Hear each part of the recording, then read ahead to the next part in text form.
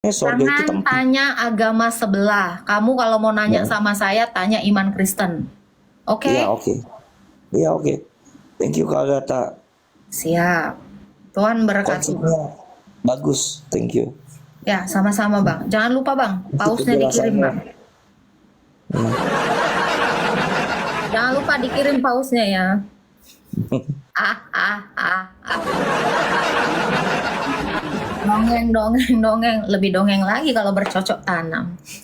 Ah, apa itu? Aduh, surga itu tempat kemuliaan Allah itu berada. Jadi kalau di mana kita berada di dalam kemuliaan Allah itu surga. Surga banget.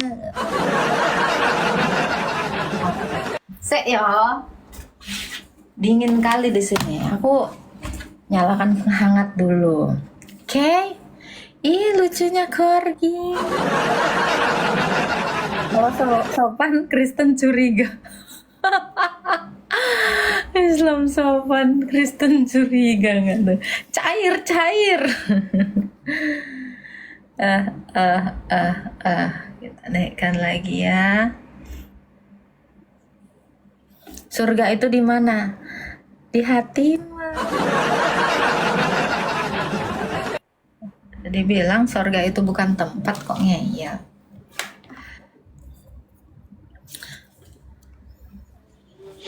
Agatha, saya kasih paus mau, ala level kau aja baru 0. Aku mau kasih paus. Halo, Mai's here. Mikum. Yuhu. Silakan Kak Mai's here. Halo. Halo. Waduh, tidak ada jawab. You know what I'm thinking, seeing in your eyes. You want me, hate it when you cry.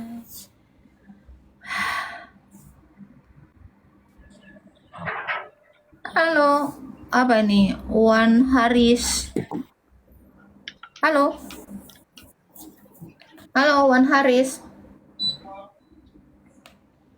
Loh, kok hilang? Oke, kita naikkan yang lain ya. Di manakah para penyembah pagan? Halo Ocha. Halo. Halo. Loh, hilang? Kenapa hilang? Kenapa hilang? Selama ini yang saya anggap paling berbahaya. Halo. Halo, shalom. Halo, Hari. Isam Kristen. Shalom, Kristen, Mbak Agatha. Halo. Halo. Silakan, mau bertanya apa Pak? Mau bertanya, Mbak Agatha, minta tolong. Ini kurang mengerti saya ini. Kejadian 1 ayat 27 dengan kejadian 2 ayat 19 itu. Silakan dibaca. Kejadian 1 ayat 27, maka Allah menciptakan manusia itu menurut gambarnya. Menurut gambar Allah diciptakannya, dia laki-laki dan perempuan. Lalu? Hanya mereka. Terus lalu yang di kejadian 2 ayat ya. Lalu yang di kejadian 2 apa yang mau ditanyakan? Yang kejadian 2 itu Allah membuat manusia itu tidur, kemudian diambillah tulang rusuknya dari laki-laki itu yang dijadikan pendampingnya. Itu yang saya bingung itu apa dua pekerjaan itu yang saya bingung, Mbak. Tadi kan sudah di kejadian 1 ayat 27 itu mengatakan bahwa Allah menciptakan mereka berdua, laki-laki dan Kejadian perempuan. 1 udah dijelaskan belum cara penciptaannya? Belum. Ya itu penjelasannya di Kejadian 2. Itu teknisnya seperti itu. Penciptaan itu hanya 1 kali. Kan di Kejadian 1 itu Allah menciptakan berbagai macam penciptaannya selama 6 hari. Lalu di Kejadian 2 itu dia menjelaskannya lagi lebih terperinci. Seperti itu. Oh, berarti yang di Kejadian 2 penjelasannya ya sudah di Taman Firdaus ya. Betul. Bukan dong, kan di Kejadian 1 emang ditempatkan manusia itu di Firdaus. Belum dijelaskan kan?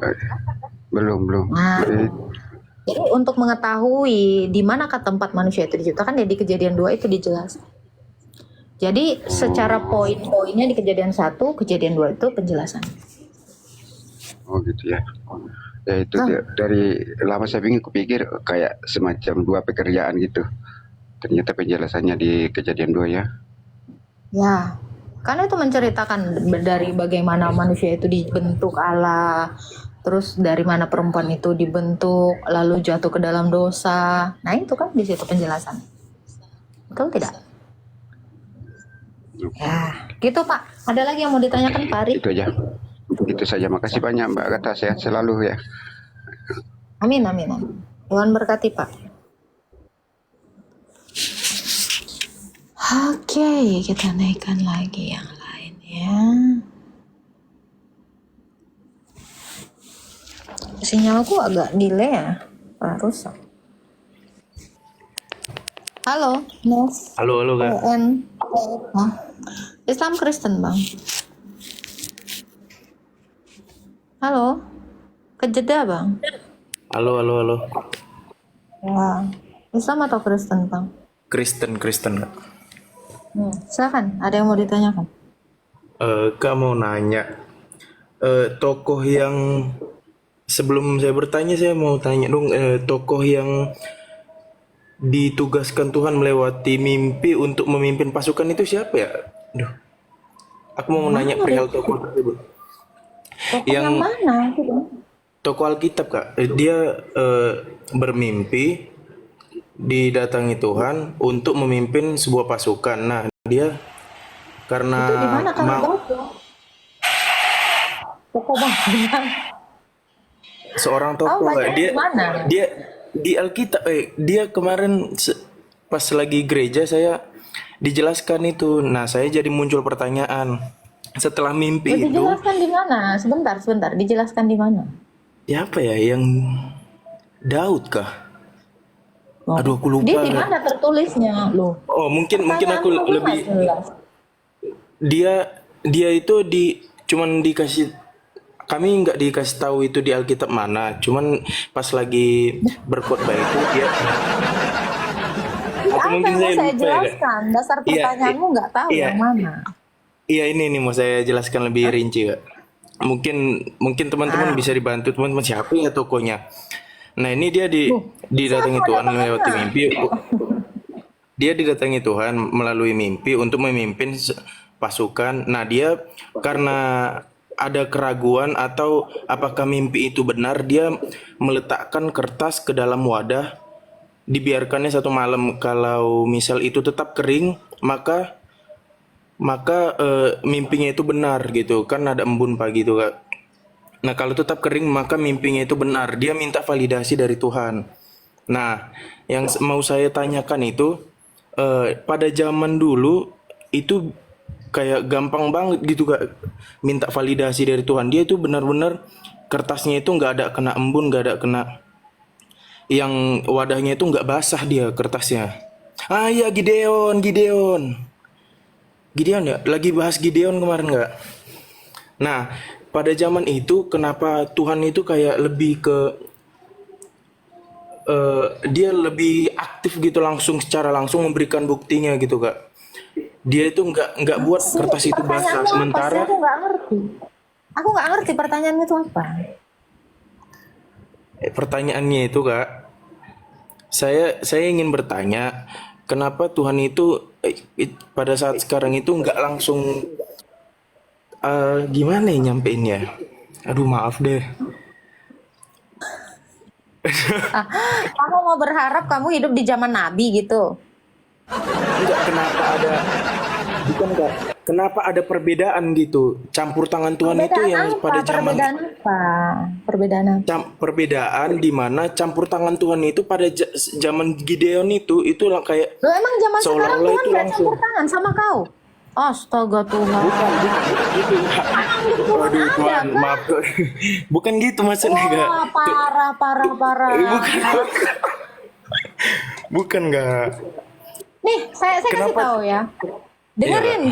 Saya ngerti Iya, maksud iya, kamu. siap. Zaman dulu itu kenapa Tuhan mengutus nabi-nabi? Mungkin itu maksud kau ya. Tuhan itu mengutus Iya, nabi-nabi benar. itu supaya bernubuat, dengarkan. Supaya dia bernubuat tentang Sang Mesias. Di zaman akhir, Ibrani 1 ayat 1 sampai 2, Sang Mesias yang dijanjikan kepada seluruh nabi-nabi itu sudah hadir di antara manusia. Ya, Yohanes 1 ayat 10. Dan di zaman sekarang ini, bahkan lebih daripada yang di zamannya nabi-nabi dan di zaman Yesus. Sekarang ini kata Yesus apa? 2-3 orang berkumpul dalam namaku, aku hadir di tengah-tengah mereka.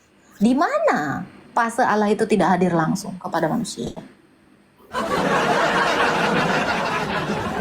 Kamu yang kurang percaya, Iya. kamu yang kurang percaya, atau kamu yang tidak tahu apapun. Kan gitu. Kenapa semua nabi itu seperti itu, diberikan nubuatan, auto dengan banyak mujizat? Apa kamu sekarang tidak percaya mujizat itu pun masih banyak hingga sekarang ini? Tetapi bukan itu yang menjadi tolok ukur iman kita.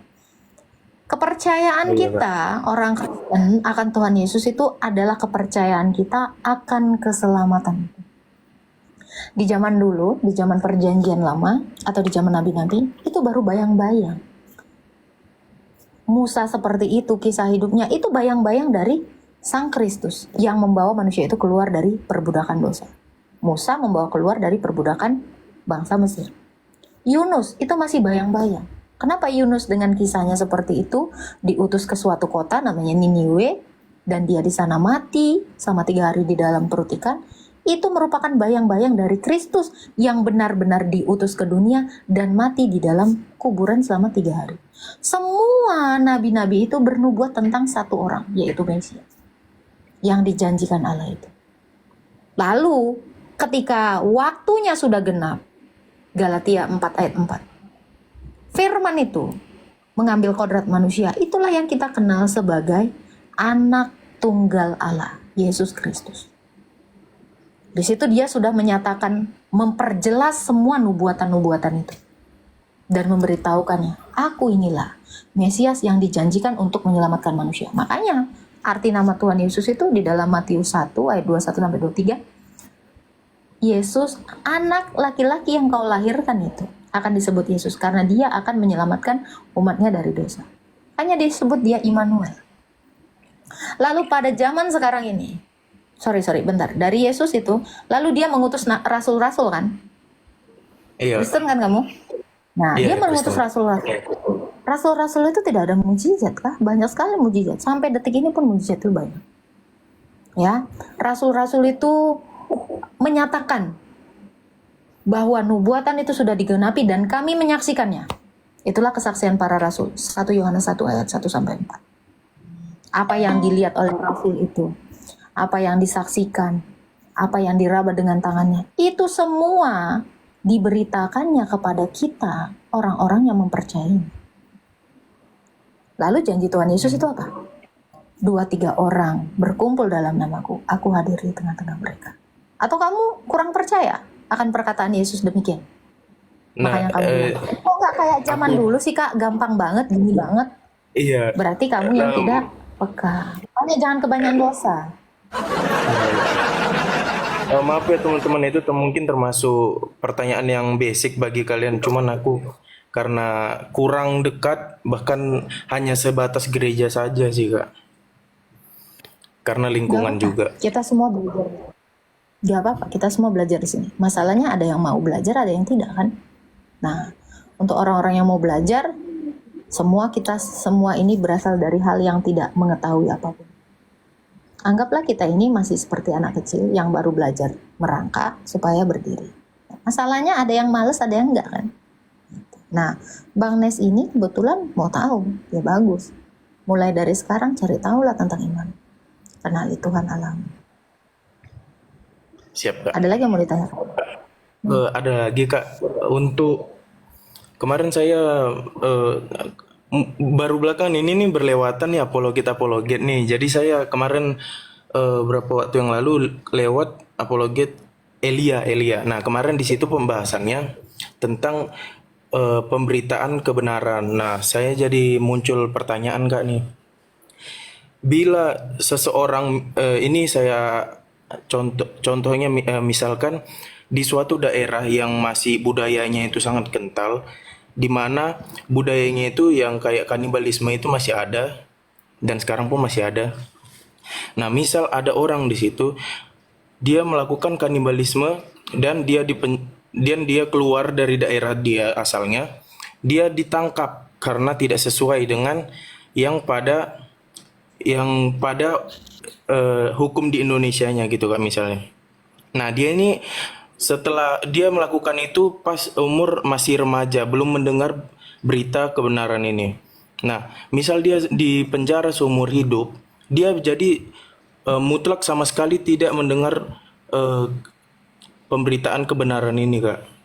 Jadi apakah dengan nasib dia yang tidak pernah mendengar pemberitaan kebenaran ini, dengan perbuatan dia yang jelas-jelas salah dan di Alkitab juga salah, dilarang membunuh. Nah, itu apakah dia pasti masuk neraka atau gimana, Kak? Yang tidak pernah, ini konteksnya itu yang tidak pernah mendengar berita kebenaran itu. Buka dulu Roma 2 ayat 14-16. Jika ada bangsa-bangsa yang tidak memiliki Taurat, yang tidak mengenal Tuhan Yesus, ya, mereka itu akan dihakimi sesuai dengan hati nurani. Taurat yang ditaruh Tuhan Yesus pada hati manusia, itulah yang menjadi tolok ukur penghakiman mereka. Apakah mereka selamat, apakah mereka tidak selamat? Tolok ukur itulah, timbangan itulah yang akan dipakai Tuhan Yesus untuk menghakimi mereka. Jadi Tuhan kita itu tidak menghakimi, itu sama rata semua. Karena Tuhan kita itu adil. Untuk orang-orang yang sudah mengenal firman Tuhan, tentu dia dihakimi sesuai dengan apa yang dia ketahui. Tetapi untuk orang-orang yang tidak mengetahui demikian, mereka itu akan dihakimi sesuai dengan hati nurani mereka. Coba dibaca dulu, Roma 2 ayat 14-16. Kalau saya keluar aplikasi ini terjeda Kak live-nya. Wah, ini saya bacakan ya, sebentar. Oh, terima kasih Kak. Kenapa kamu bawa Elia? Nanti saya telepon dia. Ada yang salah rupanya? Yang enggak. Kemarin membahas tentang pemberitaan kebenaran, tiba-tiba muncul. Oh iya ya, itu kalau mereka nggak mendengar sama sekali itu gimana ceritanya? Nasibnya itu gimana? Ya. Jadi timbul pertanyaan. Ada dalil. Ini ada dalil. Oh iya Kak. Semua ada dalil.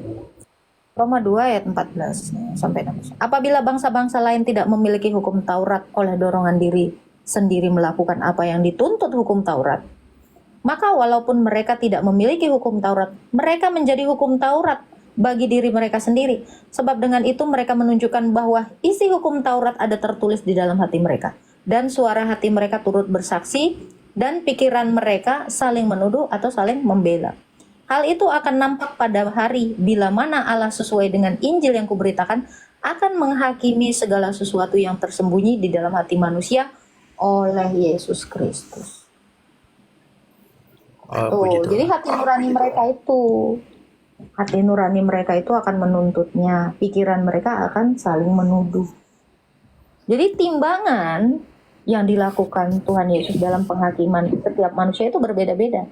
Untuk orang yang diberitakan firman Tuhan, tetapi dia masih menolak dan dia masih berbuat dosa juga, dia dihukum lebih banyak. Untuk orang yang tidak tahu, dia dihukum lebih sedikit. Ini juga ada dalilnya dalam Alkitab. Makin hamba mana yang banyak tahu, makin banyak dipukul. Hamba yang sedikit tahu, sedikit dipukul. Oh gitu. Ya Kak, paham. Ya.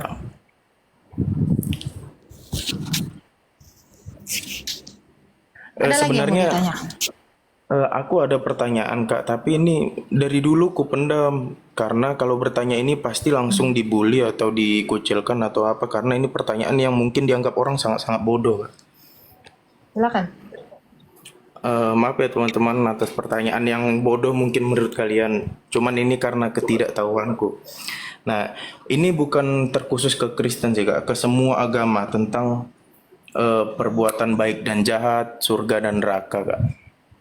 Nah, ini pada dasarnya saya percaya karena di Alkitab juga sudah jelas.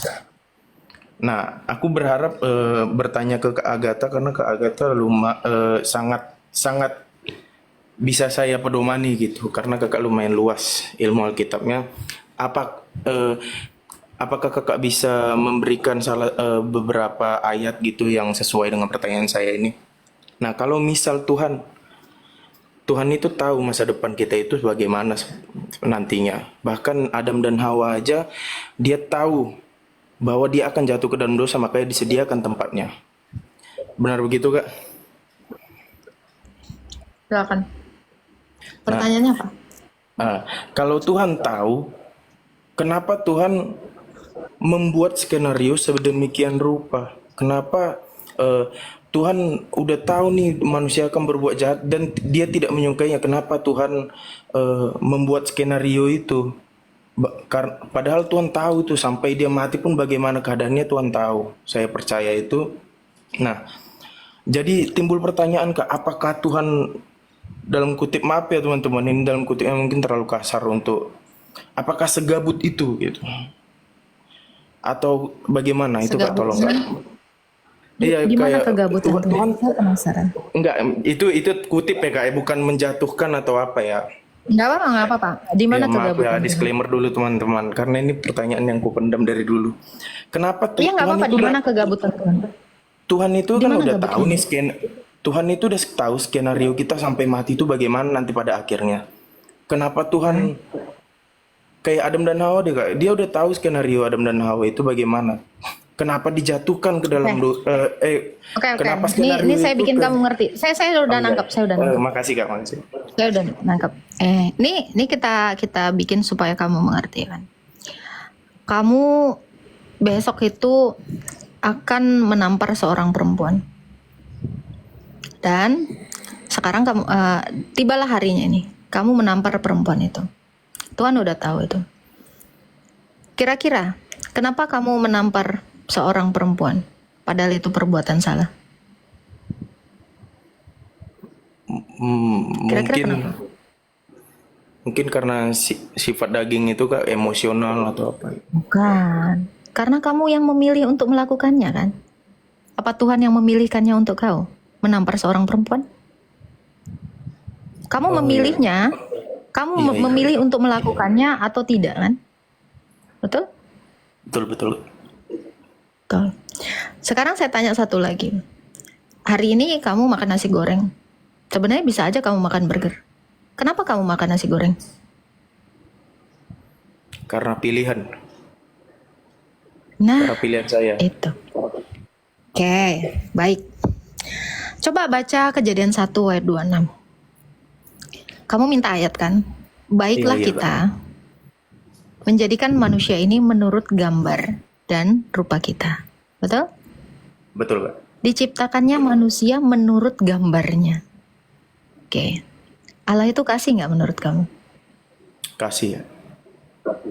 Ada ayatnya. Allah adalah kasih. 1 Yohanes 4 ayat 7 atau 8. Ya. Kalau sifat kasih itu kira-kira kalau dia mengasihi seseorang, apa yang akan dia lakukan? Menjaga. Kamu kalau Membantu. jatuh cinta sama perempuan, apa yang kamu kasih sama perempuan itu? Dirinya. Dirinya. Apa yang akan kamu kasih sama perempuan yang kamu suka itu? Kasih atau berikan nggak? Kasih dalam konteks Ya apa? Kasih itu kan tindakan memberi. Kasih kan? Kamu nggak ngerti definisi iya. kasih. menyayangi lah Kak. Oke. Jadi kalau kamu mencintai seorang gadis, ketika dia pun telat datang ke tempat kau, kamu akan memaafkannya. Ketika dia minta, "Ayang, datang ke sini," kamu akan ke sana walaupun kamu sedang ngantuk. Kamu sering berkorban kan untuk pacarmu? Iya benar Kak. Nah, itu juga yang dilakukan Allah. Jadi Allah ini menciptakan manusia ini menurut gambarnya. Kalau Allah yang adalah kasih, dia akan memberikan apapun yang kamu butuhkan. Kamu juga gitu kan? Iya, Ketika betul, kamu suka sama gadis, dia pengen es krim, kamu kasih es krim. Tuhan juga gitu. Ketika Tuhan menciptakan manusia, dikasihnya dulu nih kebutuhannya. Diciptakannya langit dan bumi, diciptakannya hewan-hewan, buah-buahan, tumbuh-tumbuhan untuk makanannya manusia. Barulah dibentuknya manusia itu. Ini di fase penciptaan. Jadi Allah itu sudah tahu kamu ini, manusia ini akan jatuh dalam dosa. Disiapkannya dulu itu semua itu. Sama seperti kamu yang kalau kamu pun mencintai pacarmu ini bikin salah sama kamu, tapi kamu maafkan juga kan? Iya betul Kak.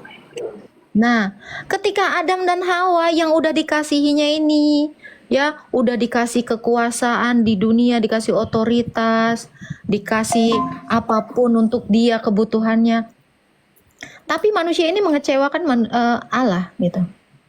Walaupun demikian Allah memaafkan manusia ini juga kan? Iya benar. Betul nggak? Betul Kak. Kamu pun juga demikian. Inilah kenapa alasan saya membawa Kejadian 1 ayat 26. Gambaran yang kamu lakukan sebagai manusia